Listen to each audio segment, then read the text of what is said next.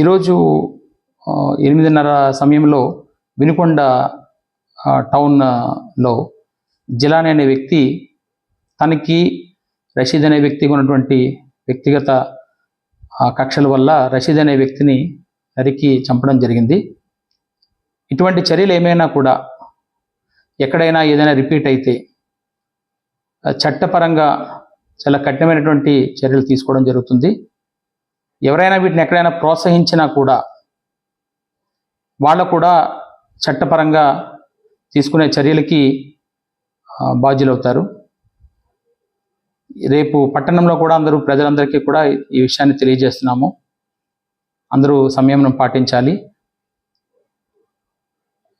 ఎటువంటి నేర చరిత్ర ఇకపై కనబడినా కూడా అది ఉపేక్షించడం జరగదు. దీన్ని గమనించమని పోలీస్ నుంచి ఒక హెచ్చరిక అయితే ఖచ్చితంగా చేస్తున్నాము. దీన్ని ఖచ్చితంగా గమనించాల్సిన అవసరం కూడా అందరికీ ఉందని కూడా తెలియజేస్తున్నాం. 144 సెక్షన్ కూడా అది అమల్లోకి తీసుకుంటున్నాం. అక్కడ ఎవరు ఎటువంటి శాంతి భద్రతల విఘాతం కలిగించినా కూడా కఠినమైనటువంటి చర్యలు తీసుకుంటాం.